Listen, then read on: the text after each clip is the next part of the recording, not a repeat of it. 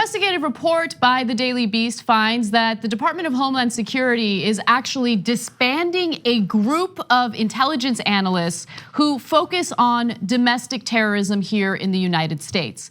Now, if you can recall all the relatively recent instances of domestic terrorism, you would be concerned about what DHS is doing. So let me give you the details.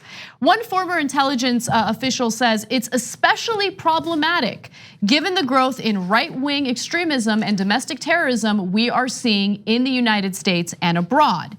So I want to give you some more information about this group within the Department of Homeland Security. According to the Daily Beast, the group in question was a branch of analysts in DHS's Office of Intelligence and Analysis. They focused on the threat of homegrown violent extremists and domestic terrorists. The analysts there shared information with state and local law enforcement to help them protect their communities from these threats. So here is a group of intelligence officials within DHS. They're looking into domestic terrorism specifically. And then what they do is they relay this incredibly important information to local authorities so local authorities can get involved in foiling possible terror plots. Now, according to the Daily Beast, the Trump administration's new INA chief, his name is David Glaw, began reorganizing the office. Over the course of the reorganization, the branch of the INA focused on domestic terrorism got 86th, which means cut obviously, and its analysts were reassigned to new positions. So after this reorganization happened, all of a sudden local law enforcement reported getting less information from DHS. So they would hear from DHS regularly, they would have meetings with members of DHS regularly, and then all of a sudden things really slowed down and people were curious as to why, what's going on. Turns out they essentially got rid of this portion of Department of Homeland Security. So right now, what is the thing that you're seeing all over the news? Attacks from who? Now, if you said in the year 2001 attacks from Muslim radicals, you'd be right, of course. Enormous attack, terrible. If you said it when it happened in Sacramento or in Orlando, you'd be right? But right now, in 2018, 2019, almost all the attacks have been, I say almost, but in 2018 when people died, it was literally every single attack was done by a right-wing extremist from here, from home. So Trump said famously during the campaign, we have to shut down, a total shutdown of Muslims coming into the country until we figure out what the hell is going on. On the other hand, when we have one domestic terror attack after another in the country, people murdered left and right, 11 people killed in a synagogue in Pittsburgh, and we can go on and on with the list of people that were murdered. They go, nah, don't worry about it. Don't worry about it. In fact, shut down the groups that are trying to track it down. That's exactly right. It's unbelievable. And to be clear, back in 2009, there was a great investigative story. I read it in Alternet about how the Republican Party successfully convinced DHS to shut down a similar component of the agency that focused on right-wing terrorism in the United States.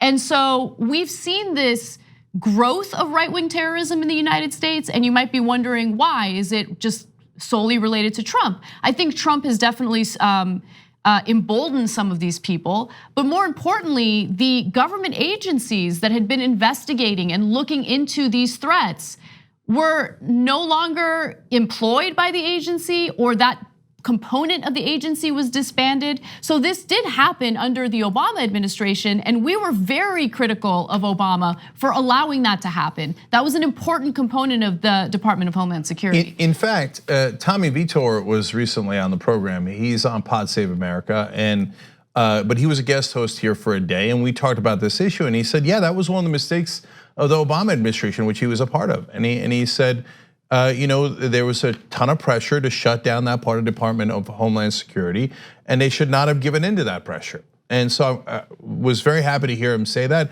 very reasonable of him to say that. But we were right about that. And the reason that we care is not to be proven right, but it's because it's an actual security threat. Yes. And it puts all of our lives in danger. And so why did Obama get pressure and give into it? Well, Rush Limbaugh on Fox News screamed from the rooftops, my God, this is an attack on right-wingers, this is an attack on veterans, how dare they?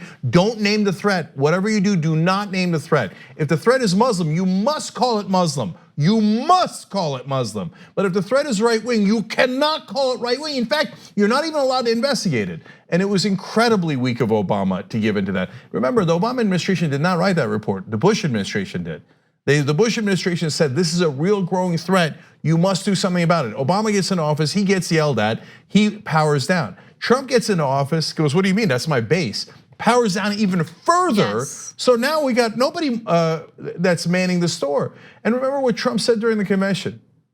He said, I alone can protect you. No, he's done the exact opposite. Now, he has no problem fear-mongering about Muslims, as you pointed out. He has no problem fear-mongering about migrants. Migrants who are seeking asylum because they're fleeing violence in their own countries and they're seeking safety. But at the same time, while he keeps making the argument that we should shut down the borders in order to prevent these people from coming in, he's also turning a blind eye to terrorism here in the United States, homegrown terrorism here in the United States, the consequences of which we've already seen, we've already been through.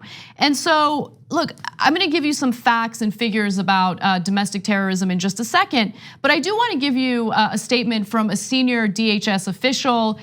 He or she did not wanna be named, but this was the argument in favor of the restructuring of DHS.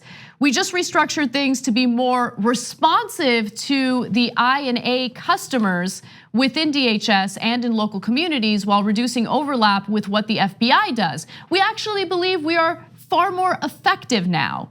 But according to local law enforcement, that is not the case. I'll give you one example. Sergeant Mike Abdeen, who is the Los Angeles County or with the Los Angeles County Sheriff's Department, he says it doesn't seem to be as robust, as active, as important. It is important, I'm sure, but it's not a priority. It doesn't seem like engagement, outreach, and prevention are seen as a priority as we used to see in the past. There were roundtable meetings in the past. There was more activity, more training, more seminars. Now it seems like it's gone away. And the fact of the matter is it has gone away because that group has been, again, disbanded. And Kirstjen Nielsen, who's this head of the Department of Homeland Security, recently gave a speech. This was after the tragic events that took place in New Zealand. And she said, quote, "We too have seen the face of such evil with attacks in places such as Charlottesville, Pittsburgh, and Charleston. I want to make one thing very clear. We will not permit such hate in the homeland." Not true. You permit it all the time. Exactly. The whole point of this story is you make a living permitting it. You instead of doing a total and complete shutdown, you do basically total and complete permission for these groups to go nuts and terrorize us. Now, if you cared about security, you'd go after the real threats. If you care about politics, you'd go after fake threats. So, hey, I want you to be scared of the others and vote against Democrats. So I'm gonna tell you they're with the Muslims and I'm gonna protect you from the scary Muslims. Well, the people killing you aren't Muslim, they're right wingers. But, well, hey, that's my base. So who cares about security, keeping you safe, your family safe, your kids safe? Trump administration and Secretary Nielsen don't care at all. The only thing they care about is politics. Are they with us or against us? Is this gonna get me more votes or less votes? It's repulsive. So I wanna give you some data to back up what we're saying about the severity of domestic terrorism and homegrown terrorism. So we've talked about numerous studies throughout TYT's history, but I wanna focus on a more recent study and it looks at the numbers in 2018.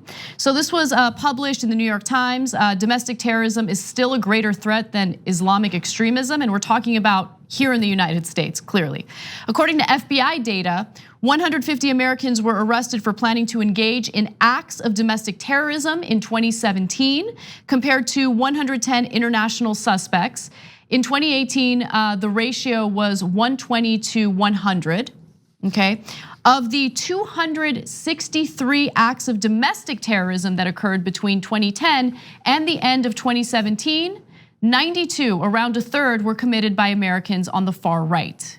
And as we just told you, it has gotten more and more extreme with the Anti-Defamation League now saying every act of terror that involved someone dying in the year 2018 was done by a right-wing extremist.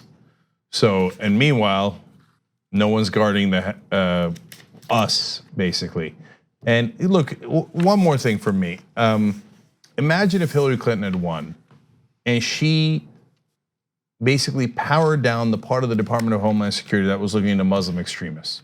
Said, you know what, no, take people off of that beat. I don't want them looking into it. And then Muslim extremists attacked a synagogue in Pittsburgh and killed 11 Jews or 11 people. What do you think would happen? Hearings without end, without end. I mean, they did 9 Benghazi hearings. In all 9, they found that she did nothing wrong and that Obama did nothing wrong. Imagine if she had actually said, I don't want Muslim extremists investigated, and they killed all those people at a synagogue.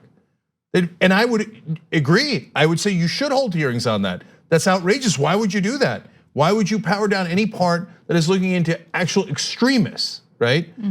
Trump has done that for right-wing extremists, and they did murder all those people at a synagogue, and that's just one of the terror attacks. No investigations, no nothing. Because it's easy to demagogue against the others.